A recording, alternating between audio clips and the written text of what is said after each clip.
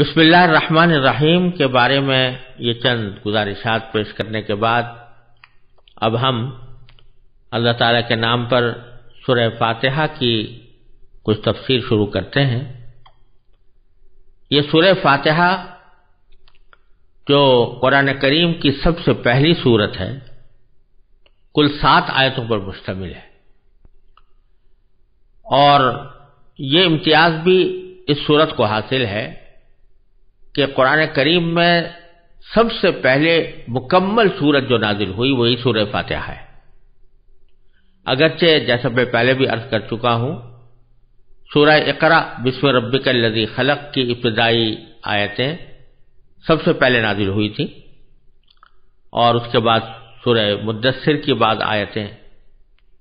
نازل ہوئیں، لیکن وہ پہلی سورت، وہ سورت جو مکمل طور سے پہلی بار نازل ہوئی وہ سورہ فاتحہ ہے۔ اور اس سورہ فاتحہ کو پورے قرآن کریم کی ایک طرح سے تمہید بھی کہا جاتا ہے اور قرآن کریم کا خلاصہ بھی کہا جاتا ہے۔ یہ 7 آیتیں ہیں جن میں پہلی 3 آیتوں میں اللہ تعالیٰ کی حمد و ثنا ہے، یعنی باری تعالیٰ کی تعریف ہے، اور آخری 3 آیتوں میں انسان کی طرف سے انسان کی زبان میں ایک دعا اور درخواست کا مضمون ہے جو اللہ تبارک و تعالیٰ نے اپنے رحمت سے خود ہی انسان کو سکھایا ہے۔ اور بیچ کی ایک آیت میں دونوں چیزیں مشترک ہیں، یعنی کچھ تو حمد و ثنا کا پہلو ہے اور کچھ درخواست اور دعا کا پہلو ہے۔ اس سورہ فاتحہ کی اہمیت کو بیان کرنے کے لیے اتنی بات بھی کافی ہونی چاہیے کہ اللہ تبارک و تعالی نے اسی سورت کو اس کام کے لیے منتخب فرمایا ہے کہ نہ صرف ہر نماز میں بلکہ نماز کی ہر رکعت میں اس کا پڑھنا ضروری قرار دیا گیا ہے۔ اور ایک حدیث میں نبی کریم سرور دو عالم صلی اللہ علیہ وسلم کا یہ ارشاد ہے کہ لا صلاۃ لمن لم یقرأ بفاتحۃ الکتاب، جو شخص سورہ فاتحہ نہ پڑھے اس کی نماز ہی نہیں ہوتی۔ تو سورہ فاتحہ نماز کا لازمی جز قرار دے کر یہ فرما دیا گیا ہے کہ وہ ہر نماز میں پڑھی جائے گی۔ اس سے اس کی اہمیت واضح ہوتی ہے۔ اور اس میں ایک حدیث حضرت ابو ہریرہ رضی اللہ تعالیٰ عنہ سے مروی ہے، اور امام مسلم نے اپنی صحیح میں اس کو روایت کیا ہے کہ رسول کریم سرور دو عالم صلی اللہ علیہ وسلم نے فرمایا کہ اللہ تبارک و تعالی نے فرمایا ہے کہ نماز یعنی سورہ فاتحہ میرے اور میرے بندے کے درمیان 2 حصوں میں تقسیم کر دی گئی ہے، جن میں سے آدھا حصہ میرے لیے ہے اور آدھا حصہ میرے بندے کے لیے، اور جو کچھ میرا بندہ مانگتا ہے وہ اس کو دیا جائے گا۔ پھر اس کی تفصیل نبی کریم صلی اللہ علیہ وسلم نے اس طرح بیان فرمائی کہ بندہ جب نماز میں یہ کہتا ہے کہ الحمدللہ رب العالمین، جس کے معنی یہ ہے کہ تمام تعریفیں اللہ کی ہیں جو تمام جہانوں کا پروردگار ہے، تو اللہ تبارک و تعالی اس کے جواب میں فرماتے ہیں کہ حمدنی عبدی، یعنی میرے بندے نے میری حمد کی ہے، میری تعریف کی ہے۔ اور جب وہ کہتا ہے الرحمن الرحیم، تو اللہ تعالی فرماتا ہے کہ اثنا علی عبدی، کہ میرے بندے نے میری پھر تعریف کی ہے۔ اور جب بندہ کہتا ہے مالک یوم الدین، تو اللہ تعالیٰ فرماتے ہیں کہ میرے بندے نے میری بزرگی بیان کی، یعنی مجدنی عبدی، میرے بندے نے میری بزرگی بیان کی ہے۔ اور جب بندے کے درمیان اور یہ آیت یعنی ایاک نعبد و ایاک نستعین، یہ میرے اور میرے بندے کے درمیان مشترک ہے، کیونکہ ایاک نعبد کے معنی ہے کہ ہم تیری ہی عبادت کرتے ہیں، تو یہ تو ایک طرح سے اللہ تعالیٰ کی حمد و ثنا ہے، ہم آپ کی عبادت کرتے ہیں۔ اور دوسرا جملہ ہے ایاک نستعین، جس کے معنی ہے کہ تجھی سے مدد مانگتے ہیں، تو دوسرا پہلو بندے کی دعا و درخواست کا ہے، اس لیے یہ فرمایا گیا کہ یہ میرے اور میرے بندے کے درمیان مشترک ہے، لیکن ساتھ ہی باری تعالیٰ یہ فرماتے ہیں کہ میرے بندے کو وہ چیز ملے گی جو اس نے مانگی۔ پھر جب بندہ کہتا ہے کہ اہدنا الصراط المستقیم، جس کے معنی یہ ہے کہ ہمیں سیدھے راستے کی ہدایت عطا فرما، تو حق تعالیٰ اس کے جواب میں فرماتے ہیں کہ یہ سب میرے بندے کے لیے ہے اور اس کو وہ چیز ملے گی جو اس نے مانگی، یعنی صراط مستقیم مانگ رہا ہے تو اس کو صراط مستقیم عطا ہوگی۔ یہ تفصیل صحیح مسلم میں حضرت ابو ہریرہ رضی اللہ تعالیٰ عنہ نے نبی کریم سرورۃ عالم صلی اللہ علیہ وسلم سے نقل فرمائی ہے، اور اسی حدیث کی وجہ سے علماء کرام نے یہ فرمایا ہے کہ جب آدمی سورہ فاتحہ کی تلاوت کرے تو نماز کے اندر اس کی ہر آیت پر وقف کرنا چاہیے، یعنی الحمدللہ رب العالمین کہا، تھوڑی دیر ٹھہرے، اور تصور اگر یہ کیا جائے کہ اس کے جواب میں اللہ تبارک و تعالیٰ فرما رہے ہیں حمدنی عبدی، یعنی میرے بندے نے میری تعریف کی ہے، تو اور زیادہ بہتر ہے۔ اور اسی طرح جب الرحمن الرحیم کہے تو تھوڑی دیر ٹھہرے، یعنی ایک لمحے کے لیے ٹھہر جائے اور تصور کرے کہ میرے پروردگار نے اس کے جواب میں فرمایا کہ اثنا علی عبدی، یعنی میرے بندے نے میری ثنا کی ہے۔ اور جب مالک یوم الدین کہے تو پھر ٹھہر جائے ایک لمحے کے لیے اور یہ تصور کرے کہ باری تعالیٰ نے فرمایا کہ مجدنی عبدی، میرے بندے نے میری بزرگی بیان کی ہے۔ اور اسی طرح ایاک نعبد و ایاک نستعین اور اہدنا الصراط المستقیم میں بھی، تو ہر آیت پر وقف کرنا زیادہ بہتر ہے۔ اور علماء کرام یہ فرماتے ہیں کہ ایسی یہ بات کوئی اچھی نہیں لگتی کہ ہر فقرے کے جواب میں اللہ تبارک و تعالیٰ کچھ فرما رہے ہوں اور آپ بکٹوٹ آگے بڑھتے چلے جائیں اور ان الفاظ کا یا اس جواب کا کوئی انتظار یا اس کا کوئی موقع آپ نہ چھوڑیں اپنی تلاوت کے درمیان، تو یہ اچھی بات نہیں ہے۔ اس لیے علماء کرام نے فرمایا کہ ہر آیت پر تھوڑا وقف کر کے اس کو پڑھنا چاہیے۔ اب اس سورہ فاتحہ کی سب سے پہلی آیت ہے الحمدللہ رب العالمین۔ اس کا ترجمہ یہ ہے کہ تمام تعریفیں اللہ کی ہیں جو تمام جہانوں کا پروردگار ہے۔ یہ آیت ہے تو چھوٹی سی، لیکن اس کے دو حصے ہیں۔ ایک میں اللہ تعالیٰ کی تعریفیں بیان کرنے کا ذکر ہے اور دوسرے میں اللہ تبارک و تعالیٰ کی خاص صفت یعنی رب العالمین بیان فرمائی گئی ہے۔ جہاں تک پہلے جملے کا تعلق ہے کہ الحمدللہ، اس کے معنی یہ ہے کہ تمام تعریفیں اللہ کی ہیں۔ حمد کا لفظ عربی زبان میں تعریف کے لیے بھی استعمال ہوتا ہے اور شکر کے لیے بھی استعمال ہوتا ہے۔ یہاں دونوں ترجمے کیے جا سکتے ہیں، لیکن تعریف کا ترجمہ کرنا اس لیے زیادہ بہتر ہے کہ یہ شکر کو بھی شامل ہے۔ تعریف زیادہ عام چیز ہے اور شکر خاص چیز ہے، تو اللہ تبارک و تعالیٰ دونوں کا مستحق ہے، یعنی اس کی تعریف بھی ہونی چاہیے، اس کا شکر بھی ادا کرنا چاہیے۔ لہذا اس کا جب ہم ترجمہ تعریف سے کریں گے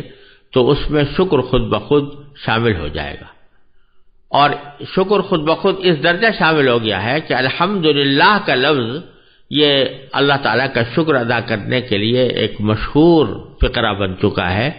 اور عام حالات میں بھی جب آدمی اللہ تعالیٰ کا کوئی شکر ادا کرتا ہے تو الحمدللہ کہتا ہے۔ اس میں الحمد میں جو الف لام ہے اس کے بارے میں علماء کرام نے عربی زبان کے قواعد کے لحاظ سے اس کا ترجمہ کیا ہے کہ تمام تعریف۔ الحمد ویسے تو مفرد کا لفظ ہے تعریف، لیکن جب الف لام اس پر داخل ہو گیا تو اس کا ترجمہ یا اس کا مطلب علماء کرام نے تمام تعریفیں کیا کہ تمام تعریفیں اللہ کی ہیں۔ یہ ایک عجیب اور عظیم حقیقت کی طرف اشارہ ہے، اور وہ یہ کہ یوں تو انسان دنیا میں رہتے ہوئے بہت سی چیزوں کی تعریف کرتا ہے۔ کوئی عمارت اچھی بنی ہوئی ہے، کہتا ہے بڑی اچھی عمارت ہے۔ کوئی باغ اچھا خوشنما ہے، تو کہتا ہے بڑا اچھا خوبصورت باغ ہے. کوئی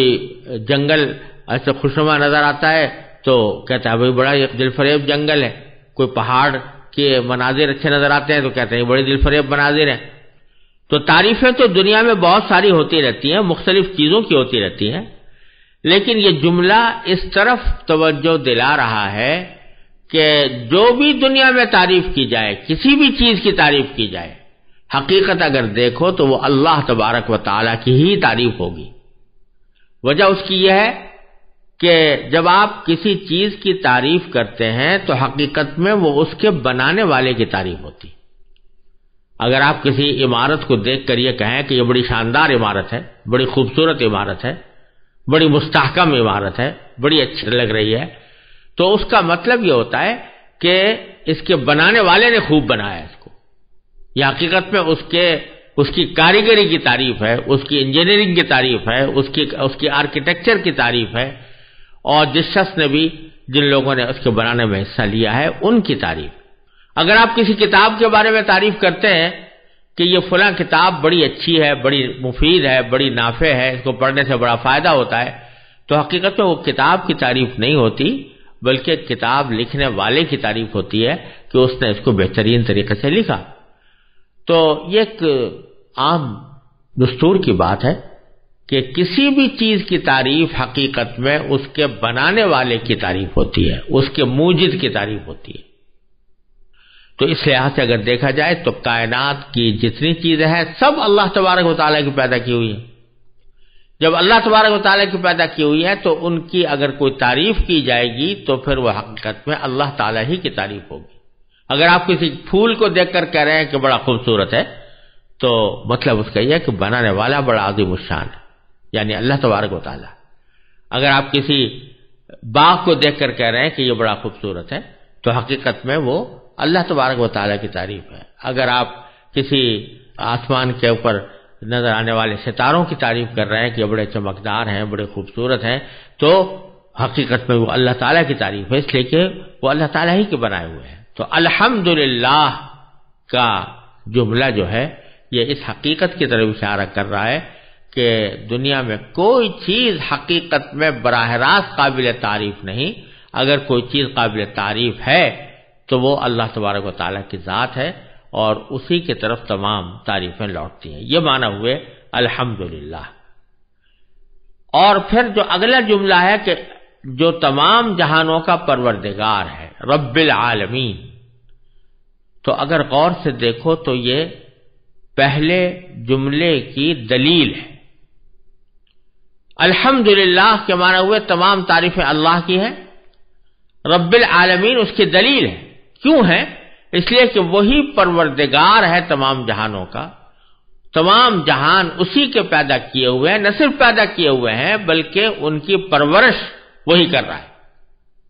ایک تو ہوتا ہے پیدا کرنا اور ایک ہوتا ہے اس کی پرورش کرنا. پرورش کرنے کے معنی یہ ہوتے ہیں کہ ہر زندگی کے ہر لمحے میں اس کو جس چیز کی بھی ضرورت ہے وہ مہیا کی جائے. تو رب العالمین کے معنی یہ ہوئے کہ اللہ تبارک و تعالی نے تمام جہانوں کو پیدا بھی کیا ہے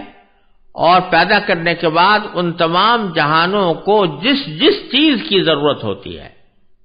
اس چیز کی فراہمی کا ذمہ بھی اللہ تعالی نے خود لے رکھا ہے اور وہی چیز اس کو پہنچائی جاتی ہے،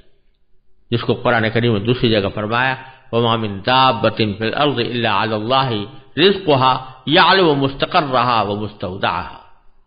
کہ زمین میں کوئی چیز ایسی نہیں ہے، کوئی حرکت کرنے والا کوئی جانور ایسا نہیں ہے کہ جس کا رزق اللہ نے اپنے ذمے نہ لے رکھا ہو اور وہ رزق اس کو پہنچاتا ہے، اسی جگہ پہنچاتا ہے. تو رب وہ ہے کہ جو اس کے مصلحت کی خاطر اور اس کی حکمت کی خاطر اس کو فائدہ پہنچانے کے لیے اس کی خیر خواہی کے پیش نظر ایسے اقدامات کرے جس کی اس کو ضرورت ہے. تو باری تعالیٰ تمام کائنات کے لیے، تمام جہانوں کے لیے وہ یہ اسی طرح کی تربیت فرمانے والے ہیں، اور جو ذات اس طرح تربیت فرما رہی ہو تو ظاہر ہے کہ تعریف کی سزاوار اور اس کی اصل مستحق وہی ہے. اس لیے فرمایا گیا کہ تمام تعریفیں اللہ کی ہیں جو تمام جہانوں کا پروردگار ہے۔ اور عالمین کا لفظ جو یہاں پر استعمال کیا گیا ہے، جہانوں، یہ جمع عالم کی ہے، عالم جہان کو کہتے ہیں۔ بظاہر تو ہمارے نظر میں یوں محسوس ہوتا ہے کہ یہ ایک ہی عالم ہے جو ہمیں نظر آ رہا ہے، ایک ہی دنیا ہے جو ہمیں نظر آ رہی ہے، لیکن قرآن کہتا ہے عالمین، تمام جہان،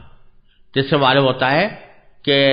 اس کائنات میں صرف یہ عالم نہیں ہے جو ہم اپنی آنکھوں سے دیکھ رہے ہیں، بلکہ اور بھی بہت سارے عالم ہیں۔ تو اس میں جمادات، جمادات کا عالم، نباتات کا عالم، حیوانات کا عالم، وہ تو اپنی جگہ پر ہے ہی، لیکن اس سے آگے فضا کا عالم، خلا کا عالم، ستاروں کا عالم، سیاروں کا عالم، اور پھر ان تمام آسمانوں سے ماورا ملائے اعلیٰ کا عالم، اور اسی طرح نیچے چلے جائیے تو زمینوں کا عالم، زمینوں کی تہوں کا عالم۔ ہر چیز ایک مستقل کائنات ہے، ہر چیز ایک مستقل عالم ہے، اور فرمایا یہ جا رہا ہے کہ پروردگار اللہ تبارک و تعالی ان سب کا پرورش کرنے والا ہے اور ان سب کا پروردگار ہے۔ یہ معنی ہے کہ تمام تعریفیں اللہ کے لیے ہیں، یا اللہ کی ہیں جو تمام جہانوں کا پروردگار ہے۔